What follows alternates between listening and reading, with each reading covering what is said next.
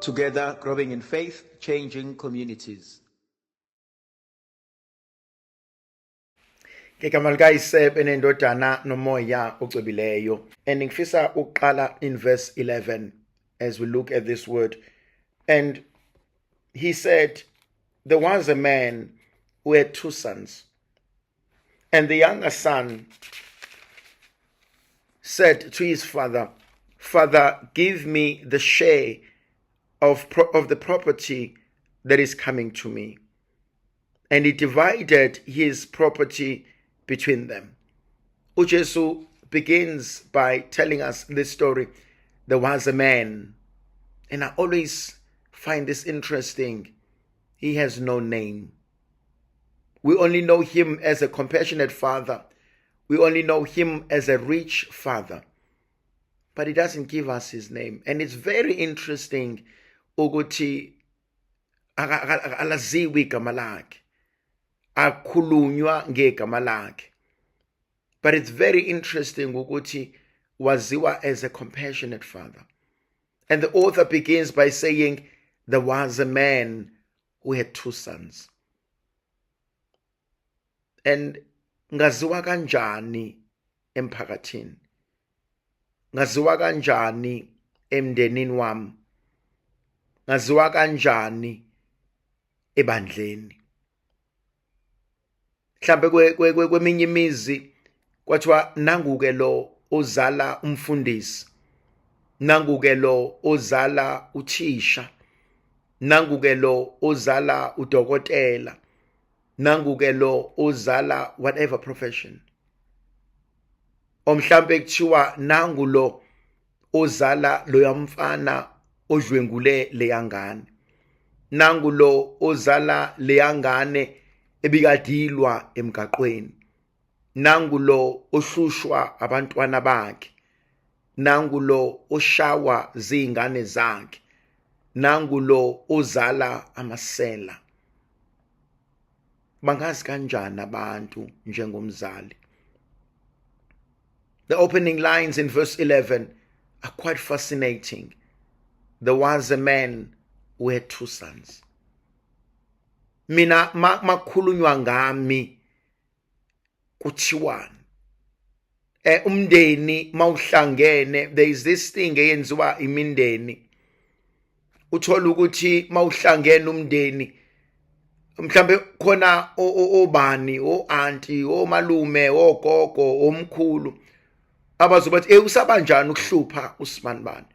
Hayibo usibanibani after enza ukuthi nokuthi ngezwe kuthiwa usibanibani bayijahwa abantu befuna ukumbulala. Ngezwe kuthiwa usibanibani ukuthi, and mina ngaziwa kanjani?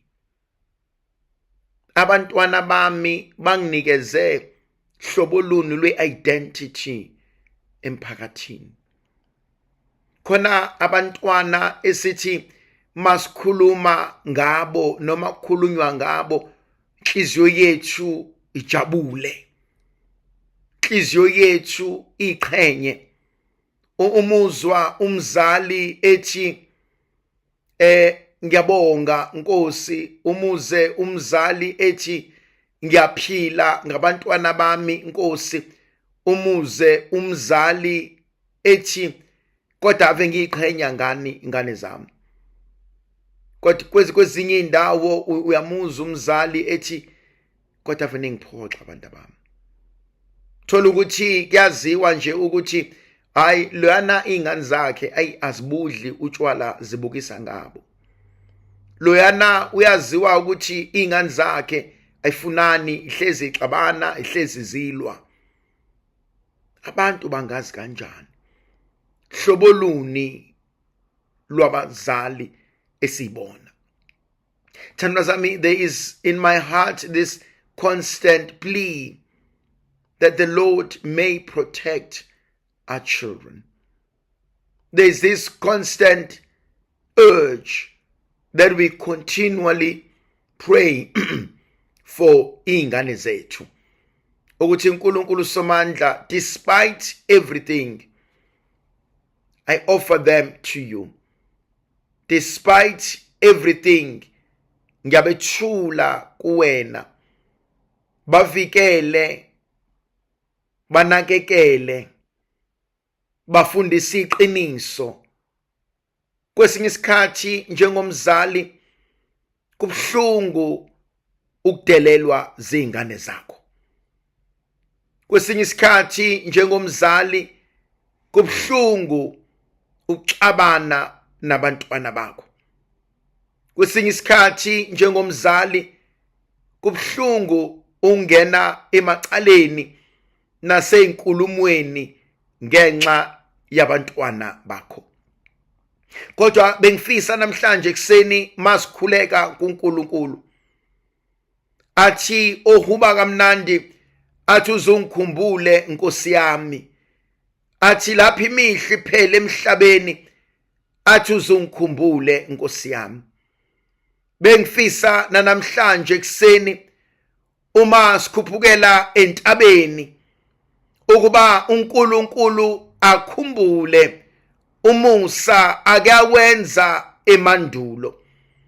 Bengifisa namhlanje ekseni uma sikhuphukela kule ntaba yemkhuleko uJehova akaye emzini yethu, akaye emakhaya ethu, akaye kubantwana bethu.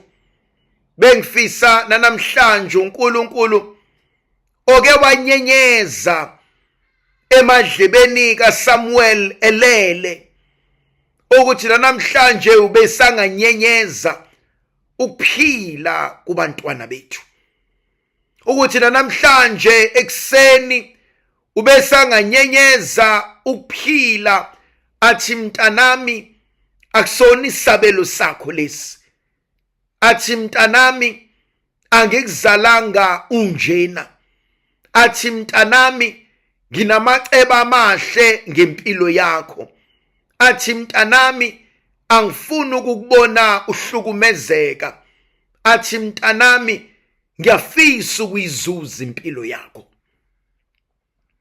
Mhlanje ekseni kuyavuka kumina ukuba uma sikhuphukele entabeni, uma siyomemeza uJehova wamabandla, uma siyonxusa izulu ukuthi uNkulunkulu wami ngiyacela moya ongcwele akungiyele kubantwana bami, ake uyokwenza umusa kuwona khona lento uNkulunkulu akwazi ukuyenza thina njengabantu esingakwazi.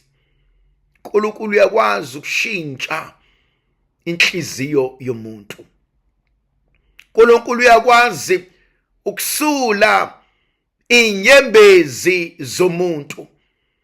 uNkulunkulu uyakwazi ukulalela iminako yomuntu. Namhlanje ekseni ithandwa zami kuyavuka kumina lenkonzo mangibuka lolu thando uNkulunkulu analo. Kuyavuka kumina ukuthi inkosi abanye babantwana bethu badikibele, abanye babantwana bethu balimele, abanye babantwana bethu balahlekelwe yithemba.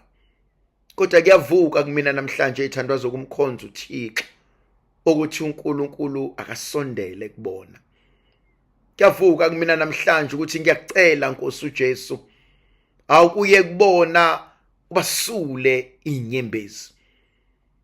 Abanye babo Nkosi bakudinelwe, abanye babo badinwe kwayiyona lento yokukholwa, abanye babo balwisana nathi endlini, abanye babo sebephila impilo abangayifuni, abangayithandi ngoba izinto azenzeki.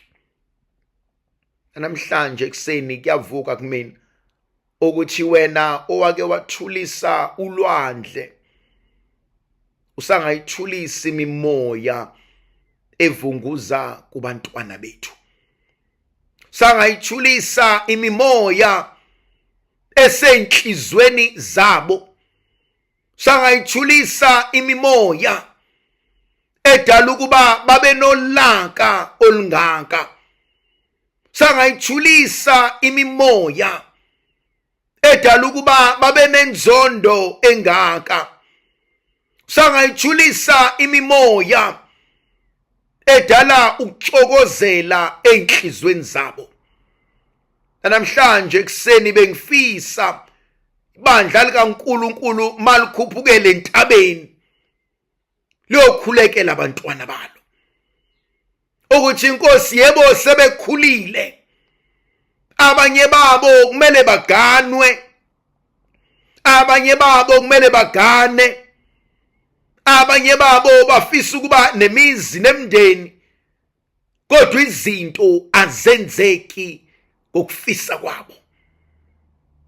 Abanye babo kunezinto eziningi esibasabela zona, ngoba sibonile Nkosi belimala, sibonile Nkosi silimala, sibonile Nkosi izinto zingenzeki. Kodwa namhlanje ekseni besimemeza wena nzulu emfihlakalo. Namhlanje ekseni ngiyalimema ibandla likaNkulunkulu ukuba asiguqe ngamadolo, asibeke abantwana bethu sibendlala enkosini, sithi ukuba wena Nkosi bewungenathi ngabe sasala endleleni, kuba wena Nkosi awumisanga ngakithi laphi sitha siphakame empilweni zethu, kuba wena Nkosi awubanga nalo iqiniso, ngabe namhlanje siyinhlekisa kubantu, kuba wena Somandla awuhlalanga nathi, ngabe namhlanje asazi siphendukela kubani. Namhlanje ithandwa zami bekuyisifiso sami kulomkhuleko wasekuseni kuba siyokhulekela abantwana bethu. Lithi izwi likaNkulunkulu, Luke chapter 15 verse 11 and 12, there was a man who had 2 sons. And one of them says, Father, give me what is mine. Kwesinye isikhathi bantwana bethu bazofuna izinto, bazocela izinto, bazolambela izinto, bazolangazelela izinto emehlweni abo eyibukeka zizinhle, emehlweni abo eyibukeka ithandeka, kanti isiphetho sazo ukufa kwabo. Bengifisa ithandwa zami namhlanje sikhulekele abantu abazoba nama relationships nabantwana bethu. Bengifisa namhlanje as we pray for our children, pray for their relationships. Pray for the people they are dating. Pray for the people they will date. Pray for the people they associate with. Pray for the people they spend time with. Pray for their colleagues. Bengifisa ithandwa zami namhlanje ekseni masikhulekela abantwana bethu. Let's pray for their work environment. Can be toxic. They spend so much time at work than at home. That influences their thoughts. That influences the pattern of their lives. Hlobo luni lwabantu abasondela empilweni yomntwana wakho. Kwesinye isikhathi ithandwa zami yasenawo amandla okubavikela abantwana bethu, kodwa let's pray that the blood of Christ protects our children. Let us pray that the mercy of God protects our children. Let us pray that the love and the mercy that sustains everything give them a sense of purpose. Sibakhulekela abantwana bethu, sikhulekele nabantu nohlobo lwabantu abashade nalo. Inkosi, wena sewuvumile ukuba bahlangane, wena sewuvumile ukuba bathandane, wena sewuvumile ukuba bashade. Khuleko wami namhlanje, sifiso sami namhlanje, is the fulfillment of that scriptural verse. Nkosi, banikeze a man after your own heart, a woman after your own heart. Indoda esaba uNkulunkulu, owesifazane osaba uNkulunkulu. Indoda ehlonipha uNkulunkulu, owesifazane ohlonipha uNkulunkulu. Kwisifiso sami namhlanje ekseni, thandwa zezulu, kuba masikhulekela abantwana bethu ukuthi Jehova iba nomusa kubona. uNkulunkulu wami, noma kuthiwa yini eyenzekayo emshadweni wabo, ekuthandaneni kwabo, kuma relationships abo, nabangani babo, nabantu abahlala nabo, namhlanje ekseni ngiyabakhulekela, namhlanje ekseni ngiyabacelela, namhlanje ekseni ngithi Nkosi ngenelela. Now the younger son goes to the father. Kwesinye isikhathi abantwana bethu kunezinto abazoyicela kuthina, kunezinto abazoyifuna kuthina, kunezinto abazoyi-expecta kuthina, and kwesinye isikhathi ngoba siyabadabukela, kwesinye isikhathi ngoba siyabazwela, kwesinye isikhathi ngoba we are weak, we give them. But sometimes it's not good for them. Sometimes it is not good for their well-being.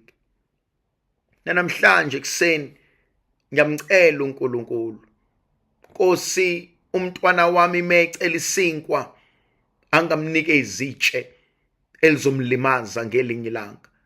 Mecela inhlanzi angamnikezi inyoka eyombulala ngelinye ilanga.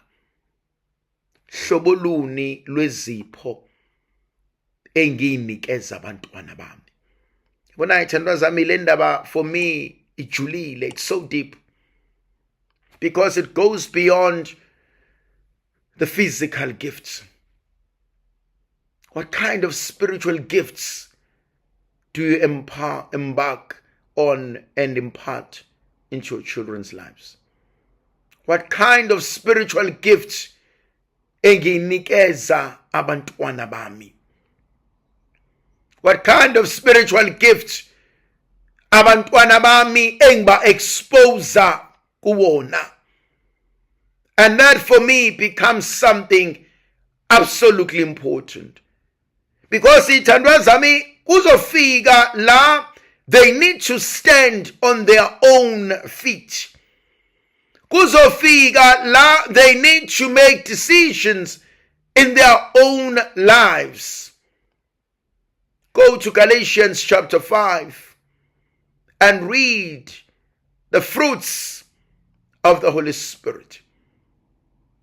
Peace, love, joy, patience, endurance.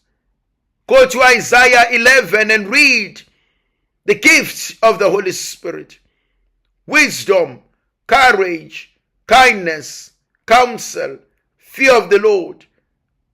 Go and read and find what kind of spiritual gifts do I embark on my children? What kind of spiritual gifts do I leave as a legacy for my children? What kind of spiritual gifts do I give to my kids and I say to them, dear child, this will carry you when I no longer exist in the physical world. This will carry you when amandla ephela empilweni yami. Dear child, This will carry you, for it has carried me thus far. What kind of spiritual gift and spiritual awareness do I give to my kids? Thandwa zami, you and I have a responsibility yokuhamba kahle phambi kwabantwana bethu. Khona lenkonzo uNkulunkulu ayivusayo. Khona lenkonzo uNkulunkulu asazoyivusa. Khona lenkonzo uNkulunkulu azoyiphelelisa. Khona lenkonzo uNkulunkulu azosenzela yona. Khona lenkonzo uNkulunkulu ayenza ubusuku nemini, izolo namuhla nasemaphakadeni.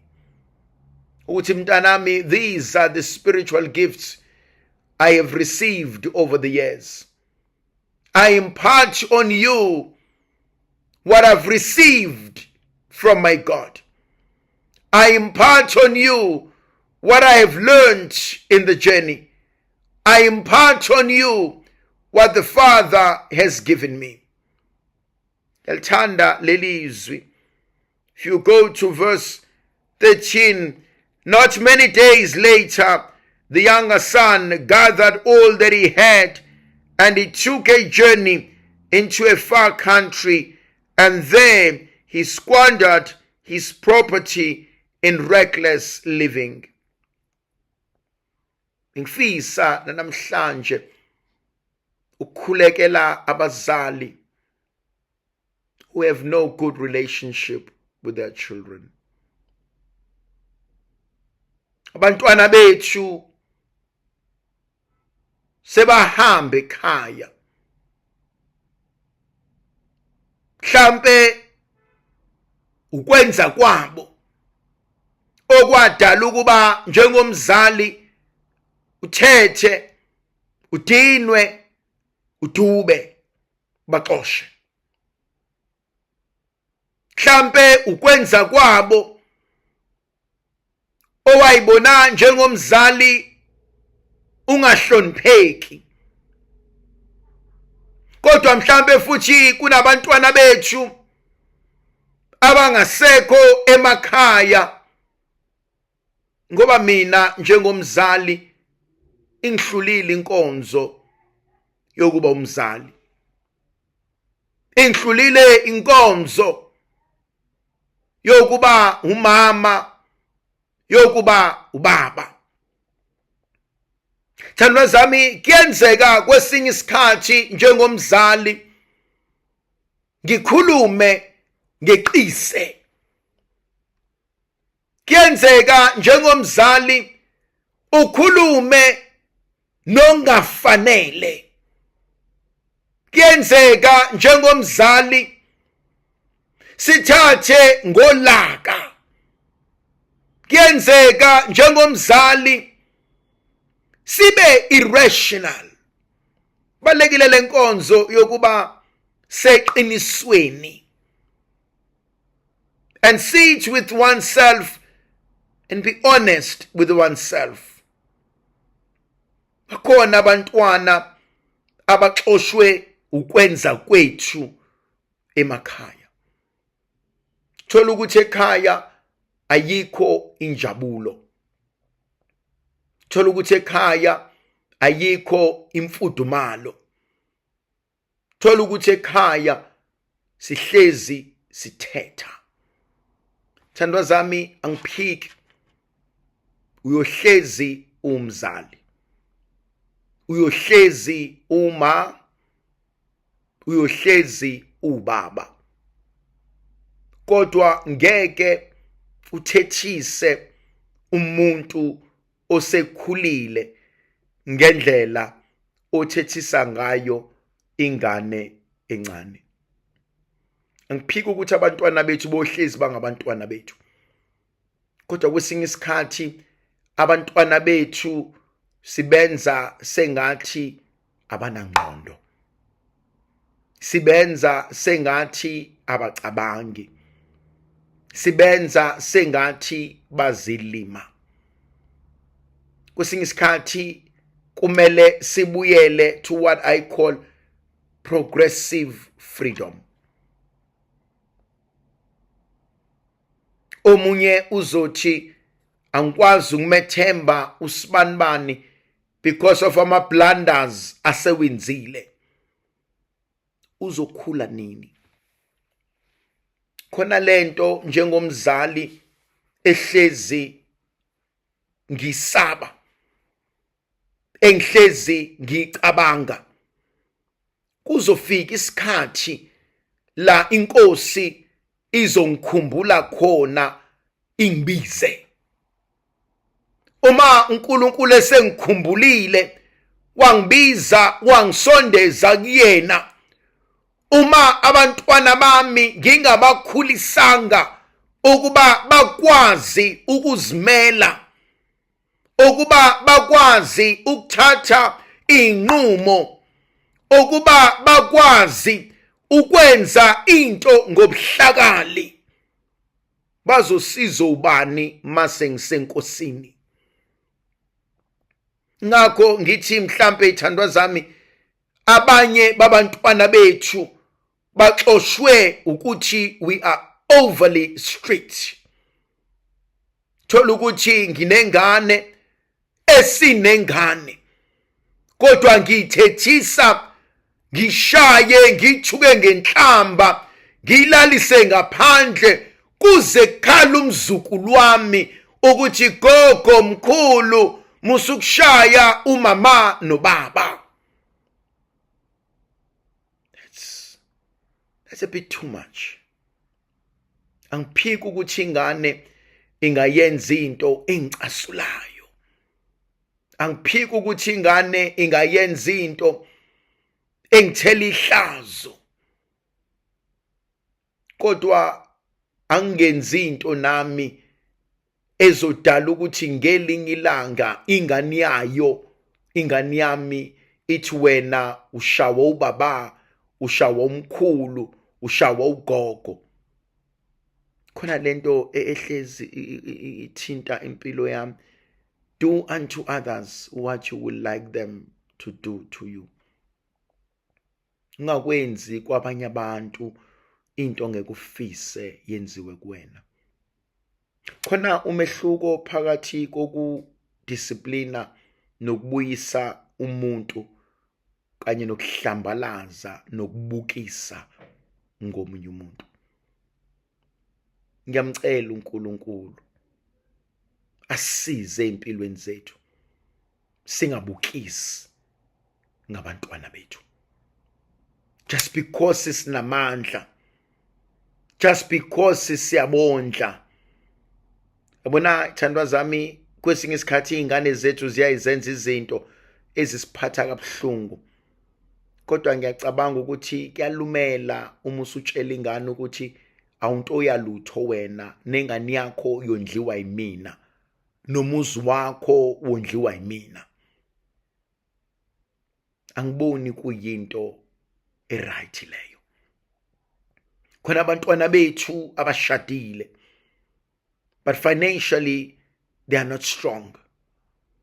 And mina njengomzali, I'm financially okay. And I'm financially blessed. And so it's known ukuthi ingane zabo zifundiswa yimina. It is known ukuthi igrosa yabo bathengelwa yimina. It is known ukuthi umyeni wabo akanalutho. Kodwa I don't think it is fair ukubabiza ngokuthi ba useless. Yes, maybe abantwana bami are struggling with some sort of addiction. Maybe abantwana bami are struggling with some difficulties in their lives, in their marriages. Kodwa, I don't think just because I'm financially fine, I don't think kumele ngicontrol impilo zabo. Abanye to a level yokuthi ngicontrola nomshado wabo. ubezwe umama nobaba ethi ngeke angitshele lutho mina lowo. Wazini ngoba imina omfundisela izingane zakhe. Ngeke angitshele lutho mina lowo. Wazini ngoba nemoto enisebenzisayo eyala ekhaya. Ngeke angitshele lutho mina lowo ngoba nomuzi enhlala kuwona owami. Thandwa zami, just because I'm poor doesn't mean I'm stupid. Just because I'm poor doesn't mean ngeke uNkulunkulu angikhumbule ngelinye ilanga. Athi obhala kahle encwadini kaMikha athi ungajabuli ngamsitha sami ngoba ngiwile. Athi ngelinye ilanga ngiyakuvuka. Mikha chapter 7 verse 8. Athi ungajabuli ngamsitha sami ngoba ngiwile. Athi ngelinye ilanga ngiyakuvuka. Ngelinye ilanga uNkulunkulu uyongikhumbula. Ngelinye ilanga uNkulunkulu uyongenzela umusa. Ngelinye ilanga uNkulunkulu uyohlala kanye nami. Kuyavuka kumina ithandwa zami ukuthi nangu umfana usebalekile ekhaya. Nangu umfana usehambile ekhaya. But I need to be honest with myself. Why is it difficult for my children to visit? Why do they want to go?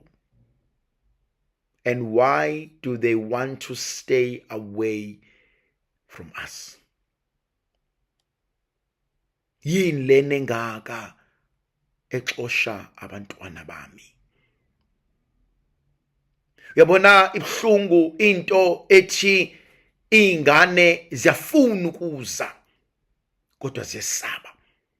Equally ibhlungu lena umzali uyafisa ukuvakashelwa kodwa ingane ayifuni. Yawuthinta umphefumulo wami lento. Khona abazali who are now lonely as if they don't have children.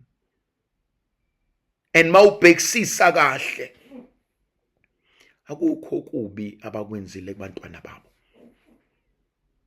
Mawubuza nabantwana akukho abangakusho ukuthi cha mina angifuni ukuye ekhaya ngoba uma wenza ukuthi ngoba ubaba wenza ukuthi.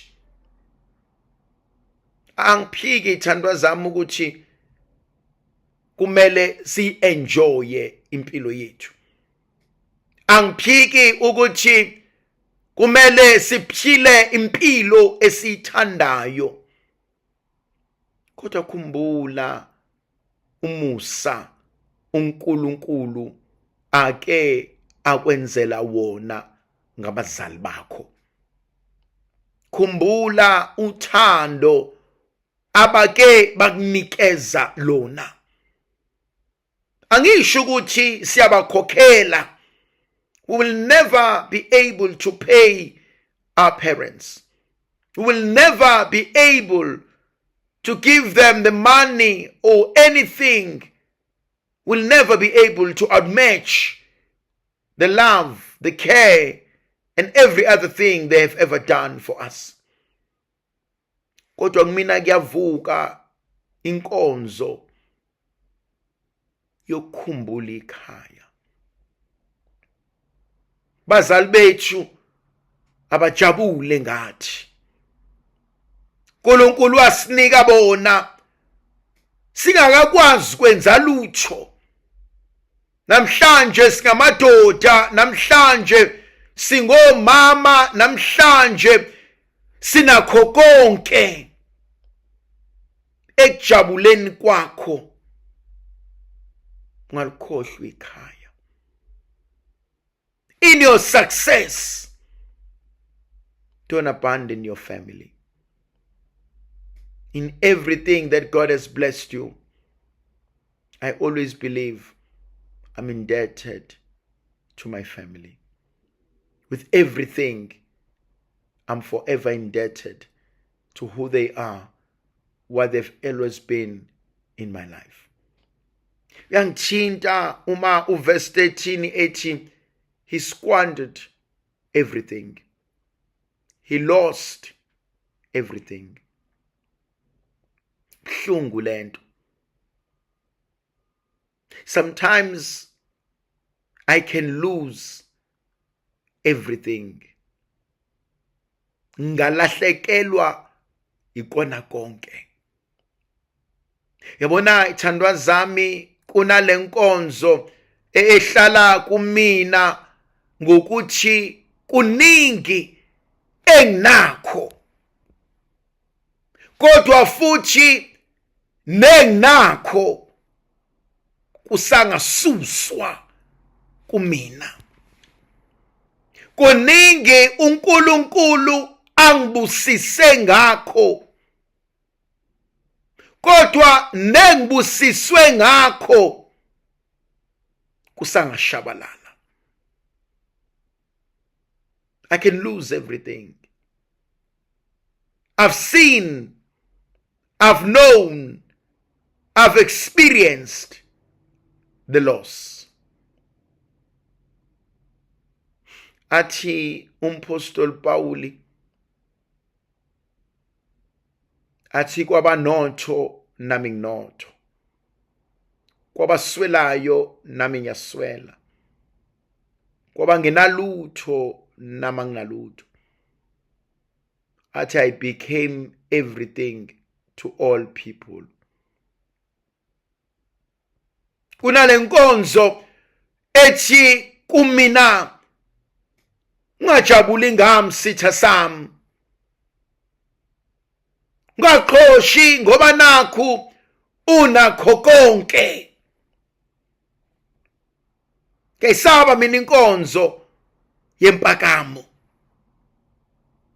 Ngiyayisaba mina inkonzo yokuthiwa hayi usibanibani unakho konke, hayi usibanibani akasangeneki, hayi usibanibani useyasatshwa. Ngiyisaba mina leyo nkonzo.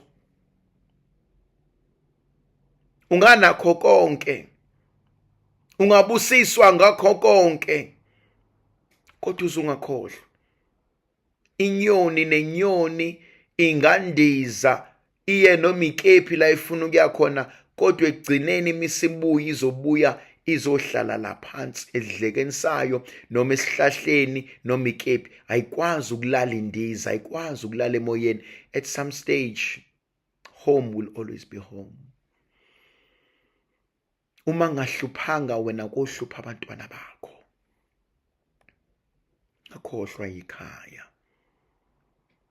walibalekeli ikhaya. Thandwa zami, angisho kabi, kodwa kuzophela.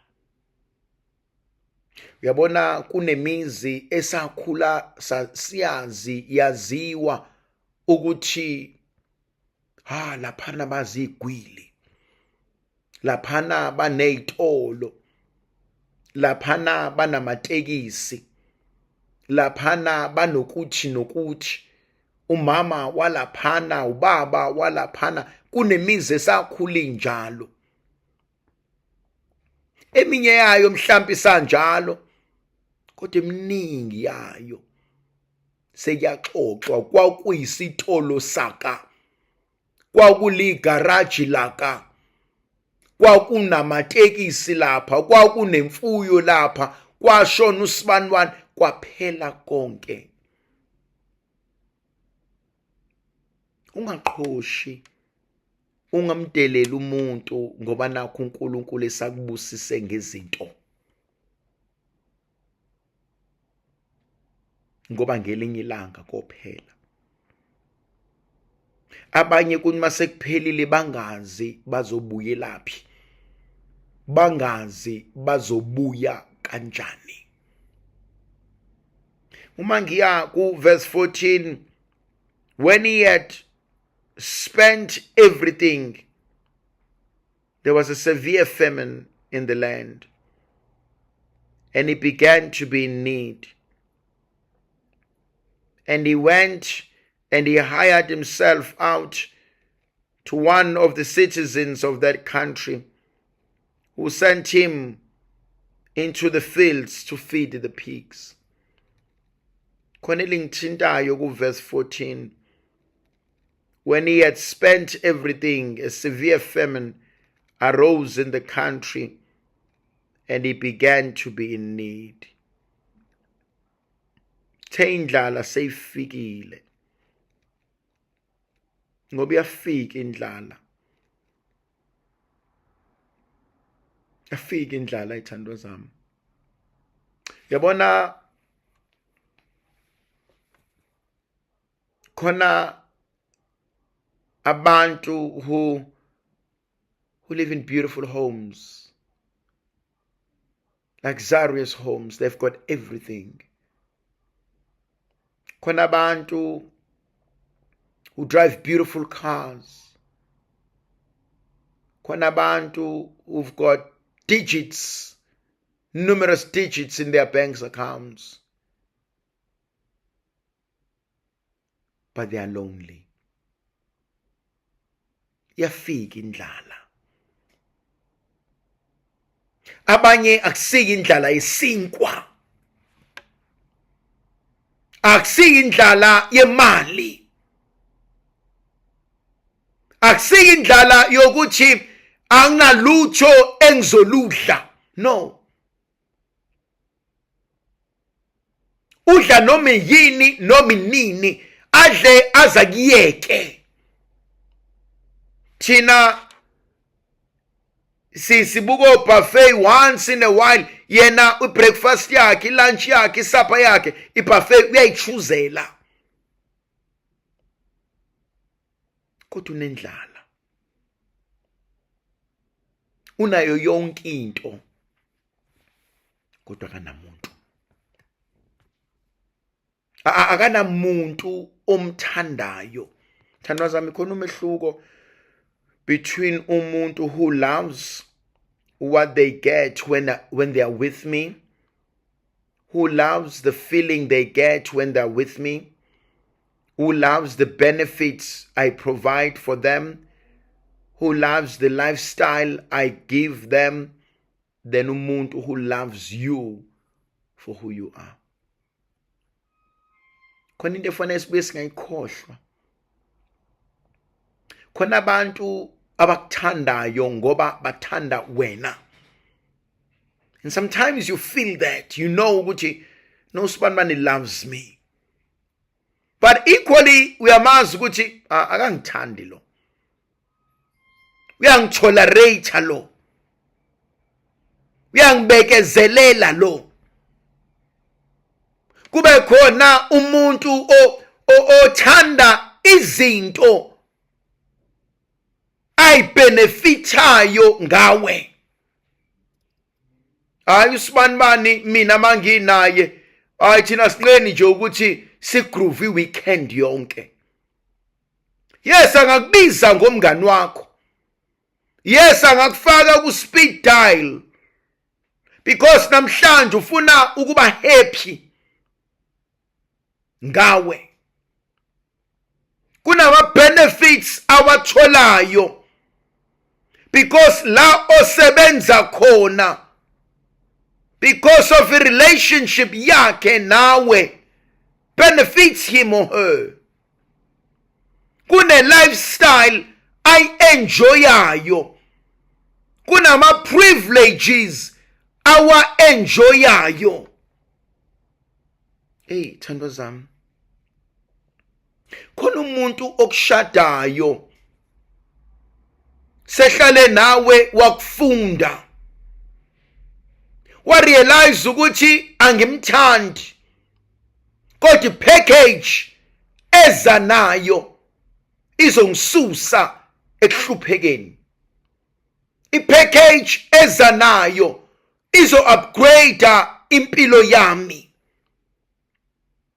Khona omunye umuntu ongakuthandi. That's a sad reality. Yabona?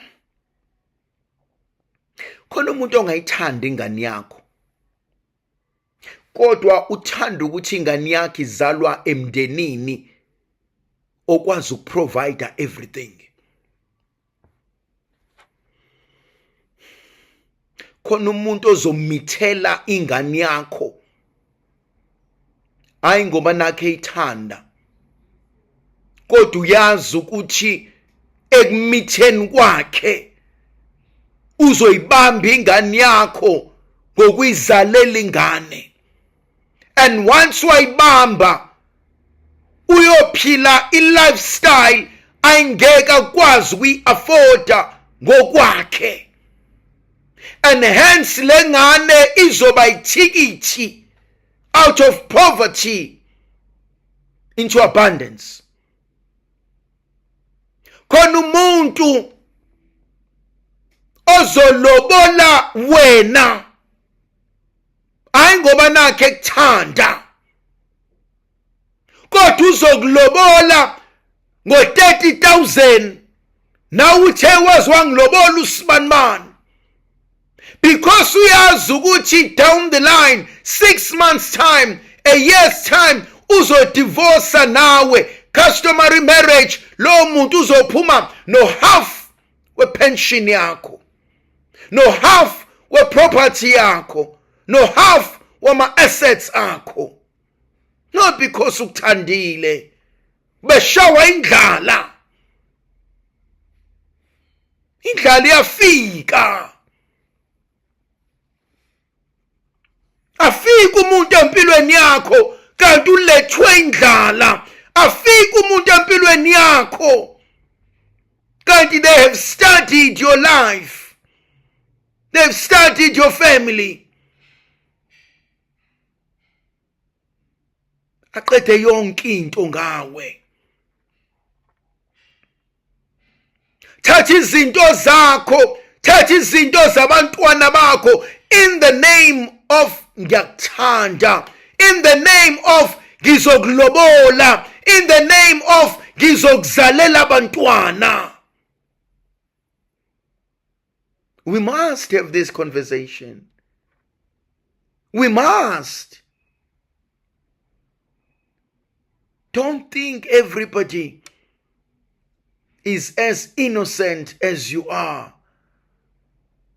Don't think everybody is as truthful as you are. No.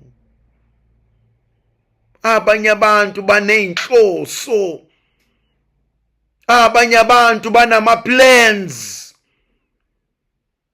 Abanye abantu bazodestroya. Abanye abantu don't want anything good. Izofika indlala. And what else are you going to do? Lithi izwi likaNkulunkulu, kwaba khona indlala emhlabeni. Kwaba khona indlala la ayihleli khona. Waqala walamba.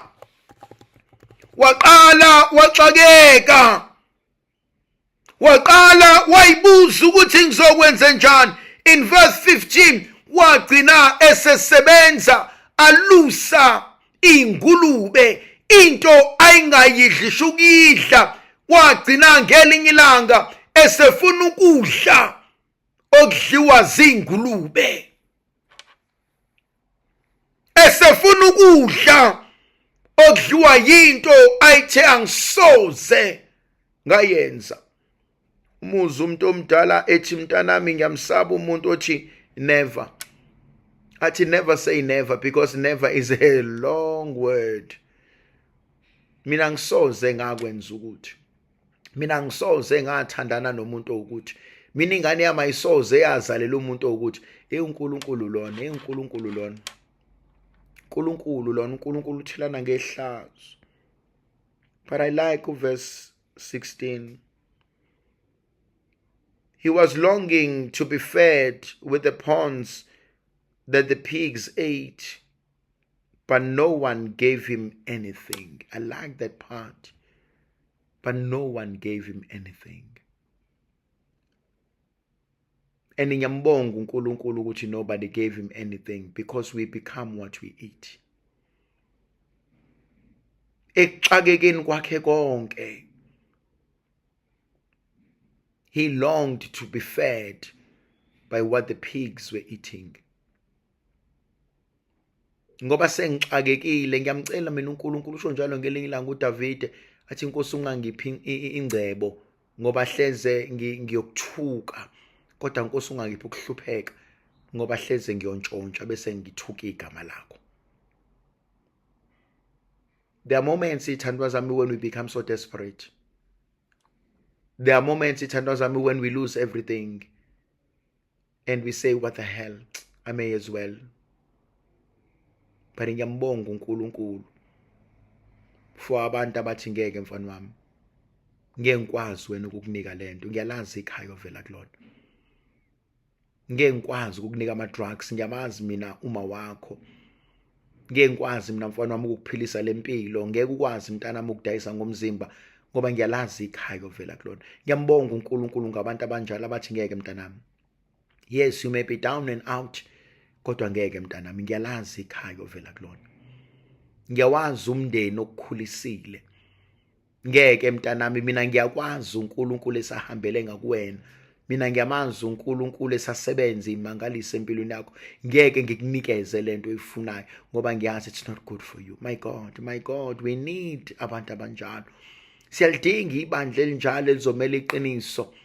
Ngiyawudinga lo mjovo, ngiyayidinga le fix, ngiyayidinga le mali, ngiyadinga lo mjabula, ngiyawudinga nalo msebenzi, ngiyayidinga nalento. Athi umunye angikwazi mntanami, angikwazi.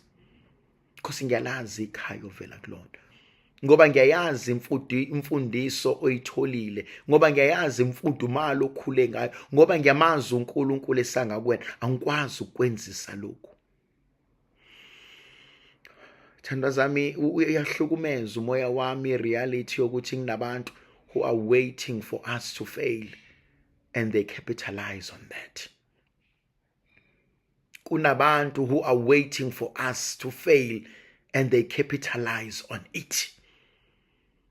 Kodwa engathi uNkulunkulu bengavusa amadoda asendulo, engathi uNkulunkulu bengavusa omama basendulo, amakhosikazi asendulo, athi mntanami angikwazi ukukunikeza lento. Lithi izwi likaNkulunkulu, no one gave him anything. Kwesinye isikhathi siyazonda, abafuni ukungisiza. Kwesinye isikhathi siyazonda, abafuni ukungiboleka. Kwesinye isikhathi siyazonda, abafuni ukungiqasha. And that was a blessing in disguise. Because if babe mupho umfana ukudla, wayosala hlala adle nezingulube, axova udaka abe ingulube naye, and he will never come back home. Mina ngiyambonga uNkulunkulu, ngiyambonga uNkulunkulu ngabantu abaningi abathi no, ngeke ngikusize, no, ngeke ngikuphe, no, ngeke ngikwenzele ukuthi. Ngiyambonga uNkulunkulu for the many knows. Thandwa zami, bengifisa ukukhuluma nalabo abantu abathi bona they face rejection every day. Kwesinye isikhathi ngibonga uNkulunkulu, that rejection is saving you. It's saving you from something that could have destroyed your life. That rejection is probably saving you from something that could have changed your life and changed the narrative of your family. Ngiyambonga uNkulunkulu. Kuningi okuhle angivikele kona, kuningi okuhle angenzele kona. Thandwa zami, verse 17, but he came to his senses. He came home to his senses. Kuthe sekusile.